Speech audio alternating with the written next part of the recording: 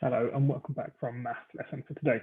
What we're going to continue to do is looking at four-digit numbers times by a two-digit number, but the ways in which we can use that in order to find out different ways of putting it into reasoning and problem-solving questions. So first, let's just recap what we can remember from our last lesson. So here's our question put into our grid. Can you pause now and have a go, and then we'll talk through it.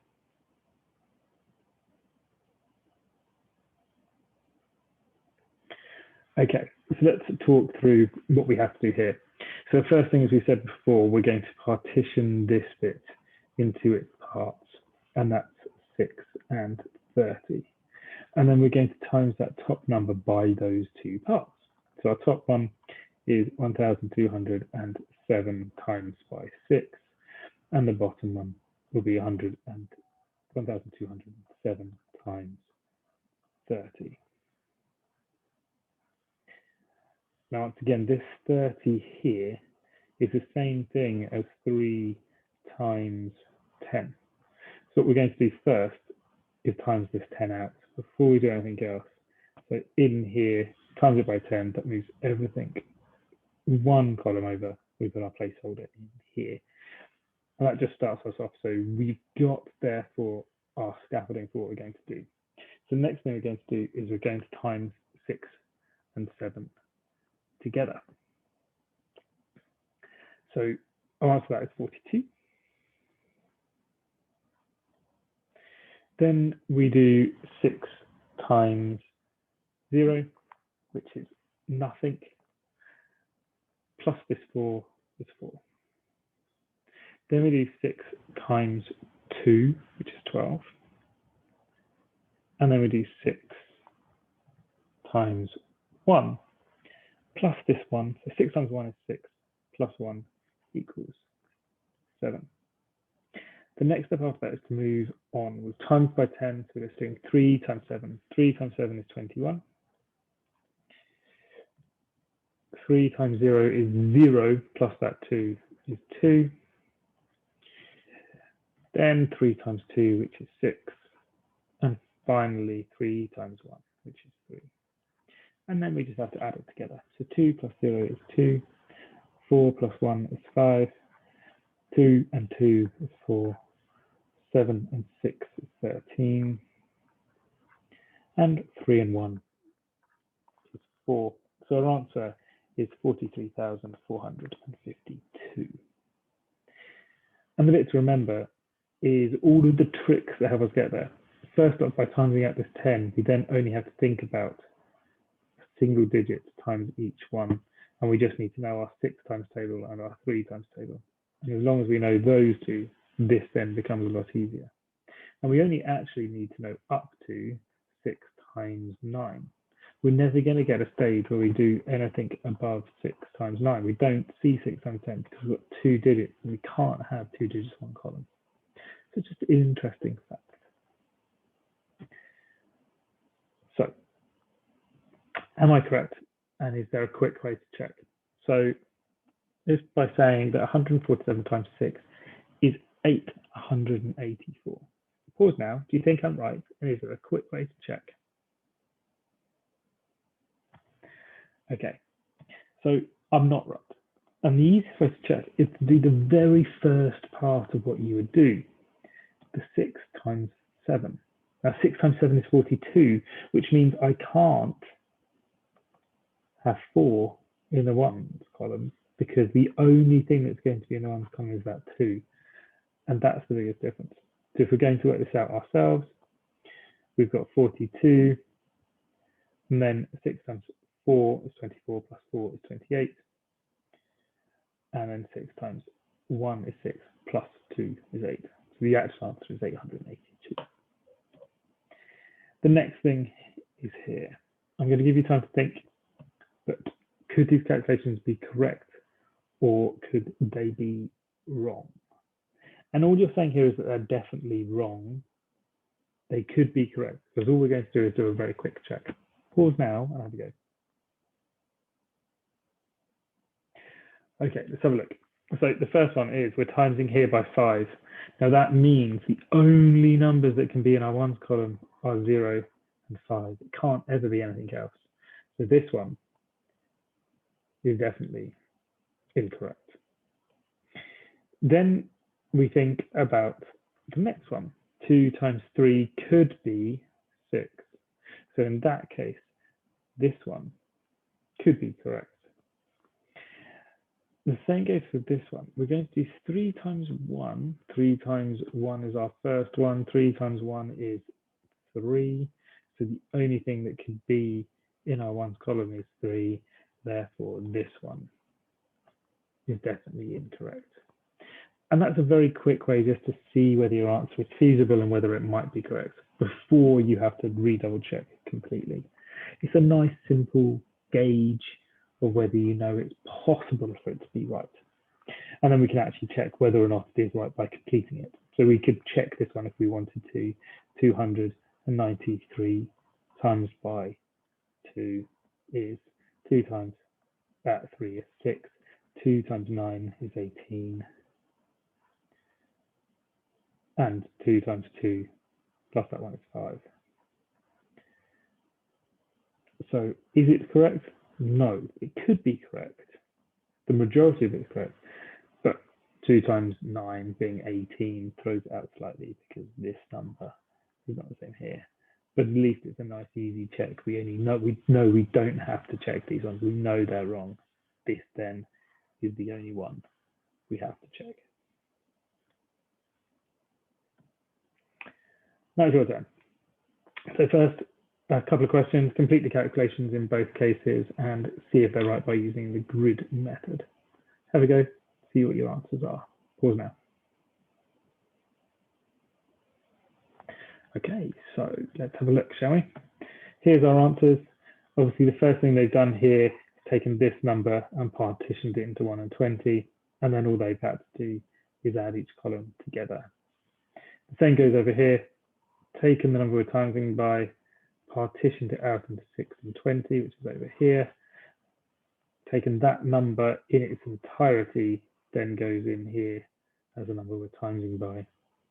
And then all we have to do is add it together. And this is a double check. So remember, the easiest way to do it is 1, 2, 3, 4, 1, 2, 3, 4. We're timesing by 10, which is 1, 0, timesing by 1,000, which is an additional 3 because we're moving that many spaces. Then we deal with 2 times 1 is 2. And the same can be said for all of these. Then you'd add them all together to get this answer. Here's a few more to practice on. Try now, see what you can do. Okay, let's go through the answers. So first off, Rose is calculating 2,541 by 42. Here's her working out. She's made 2 mistakes. What are they? First off, she hasn't exchanged correctly. And secondly, she hasn't multiplied. She's multiplied by 4, not 40. What she hasn't done is times by that 10. That's there. She hasn't times by the 10 in 40, which means what they're missing is the 0 that would be here and shift all those answers on there. The next thing is she hasn't exchanged correctly. So 2 times 1 is 2, 2 times 4 is 8, 2 times 5 is 10, that's there. 2 times 2 is 4. They haven't added that 1 on, and that makes a big difference. The same goes for this one and this one. None of these have been added to them. This then would become 10, this one would be 1, and this one would be 5. And that makes a big difference to our overall answer, which goes in here. Then it asks me what's the correct answer, so you could do it yourself.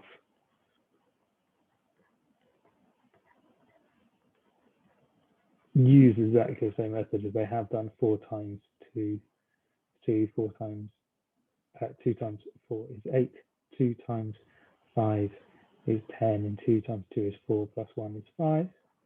Then 4 times 1, what do we need to remember? We're timesing by 10 first, because it's timesing by 40. So we've done that bit. And then this is timesing by 2. 4 times 1 is 4. 4 times 4 is 16. 4 times 5 is 20, plus 1 is 21. And 4 times 2 is 8, plus 2 is 10. Then we add it all together. 2, 12, 2, 12, at 7, and 6, 0, and 1. So our answer is 106,723, which we got here. Then again, using our calculations, we do these ones here, and here they are, checking that we've got everything in the right place. What you notice, the products are both the same. Integer number has doubled. So in this case, the reason why these two are the same is 23 times 2 is 42, whereas this number divided by 2 is this number here. So because we've done the same thing, we've times by 2 and divided by 2, the answer we get at the end is identical. It's an interesting one. It's quite hard to notice, but it's a nice question to see as long as you know what you're looking for. So have a think about this one. A machine makes 2,734 boxes every hour. It works for 3 hours each day. How many boxes will it make in 12 days? Have a think, see what you think your answer is. So let's have a look. So first, there's a few ways to solve this. The first way could be to times 2,734 by 3 first, which gives us 3 times 4 is 12, 3 times 3 plus 1 is 10, 3 times 7 is 21 plus 1 is 22, 3 times 2 is 6 plus 2 is 8. And then after we found that, that answer goes in there, which then needs to be times by 12 because it's working for 12 days. So this is how many boxes are made in 1 day, because it works for 3 hours each day. So in 1 day, then we need to work out how much it is in 12 days. So we times that by 12. And the answer, as you can see here, we follow through the same pattern as we always do, and we come out with this being our answer. So there's another way to do this. And what you could do is, rather than timesing by 12 using that method, you could times by 10 and then times the answer by 2 and add the two bits together to get the same answer. And it works exactly the same way because what you're doing is identical. You are timesing by 10, you are timesing by 2. There's another way we could calculate this. And the other way we can do it is to change the order that we're doing the multiplication in. And rather than looking at timesing 2,734 one time and then another time, we can do 3 times 12 first and then times 2,734 by our answer. So 3 times 12 is 36, and that's in our times tables. Then we can use this method to find out what 2,734 times by 36 is. And using our common method, we can work out it being that way. And this works exactly the same way, and you can see it comes out with the same answer. And that's because actually, when you're timesing by something, when you have 3 timesing together, and if we think about this really, really simply, we can do 2 times 3 times 4. So we could do it this order. 2 times 3 is 6, times by 4 is 24. Or we could do 3 times 2 times 4. 3 times 2 is 6, times by 4 is 24. Or I could do it 4 times 2 times 3. 4 times 2 is 8, times by 3 is 24. Or I could do 4 times 3 times 2, which is 4 times 3 is 12, times by 2 is 24. So it doesn't matter the order we do this timesing in, as long as they're all multiplication, it doesn't matter the order, and then we always get out the same answer, which is what we've done here. We're timesing, in essence, 2,734 by the number of hours each day by the amount of days. And we can do that in any order we like to get to the right answer. So as long as you knew that you were doing that, it wouldn't matter which way you did it in. Okay? So what is the smallest product you can make that is also an odd number? So have a think. How might we sort out our numbers that we've got up there from the number cards into this into the boxes to make the smallest possible number that is also odd. Pause now and have a think. Okay, so the first thing you think about is we need the ones column to be odd. So how can we go about that one? Well, if we know this, that two odd numbers times together make an odd number, an odd and an even number times together always make an even number, and an even number always make an even number. If you know that, so if it involves an even number, the answer is always going to be even. As long as you know that, then you know that the two numbers that we need in our one column have to be odd numbers. And we want to use the largest odd numbers in our ones column rather than in our hundreds column. So our largest odd numbers are 5 and 7. And we've got to use that in some way here. Now, we could place our 7 here. But if we place our 7 here, we then have to times that 100 by 7. Whereas if we place the 7 there and the 5 here, I only have to times that 100 by 5. So actually, this placement is the best way around. And then we have the rest of our numbers left to go. Now, once again, we have to think about making the number as small as possible. It doesn't matter the order we put those in. As long as the biggest number goes here, so our 6 would have to go here, it doesn't matter too much which order these ones go in, but it is better because this number, whichever number here, is also going times by these two. So if this number is smaller, say this number is 2, that's only 14. But if I make that the 3, then that's going to be 21, which is larger. So actually putting the smallest number here is going to be better. So we end up doing it so that it works like that. Then have a go, see what your answer is, and then we'll come back and see. Okay, so we're doing it the same as we always have done. Partition this into our 5 and 20. 20 is 2 times 10, so let's do that 10 and get that done. Then we're just left with 5 and 2, so we do 5 times 7, which is 35. Then we do 5 times 6, which is 30, plus 3 is 33. Then we do 5 times 3, which is 15, plus 3 is 18. Then we do 2 times 7, which is 14. We do 2 times 6, which is 12, plus 1, 13. 2 times 3 is 6, plus 1, 7, and then add them together.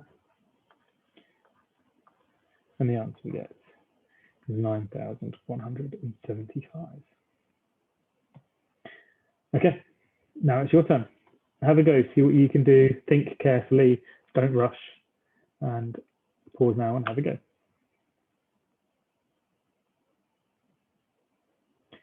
Okay, so here's our answers.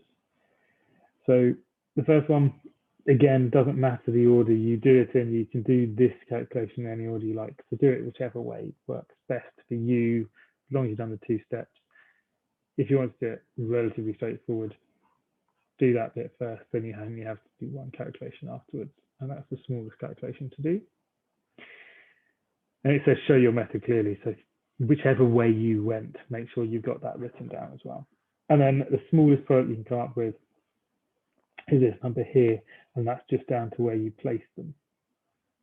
So Amir scores 4,680 points in a computer game for 12 games in a row. Whitney scores 2,512 points every game for 24 games. Who scores the most? So you can do your calculation. Amir score times 12. And Whitney scores times 24. And see who scores the most. And in the end, it comes out just being Whitney. And by how much more, that means it's a difference. So a difference is a subtraction. Take away Amir's from Whitney's, and you get the answer here. Lastly, so let's go through. There might be a quicker way to finding this one out. So Is there a quick way to work out who scored more without having to complete the multiplications? Let's think about it. So we know that 4 times 6 is here. 4 times 6 is 24, which is this bit here. So the product of 6 and 4 is 24. If we half those, we've got 2 and 12. 2 and 12 make 24.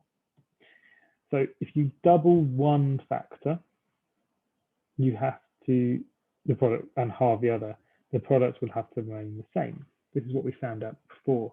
So we have got 24 and 12. 24 is divided by 2 to get to 12. So that would mean that if we look at these answers here, if we're dividing by 2 going that way, we will need to times by 2 to go that way. So we can see whether or not that's right. And what you can tell is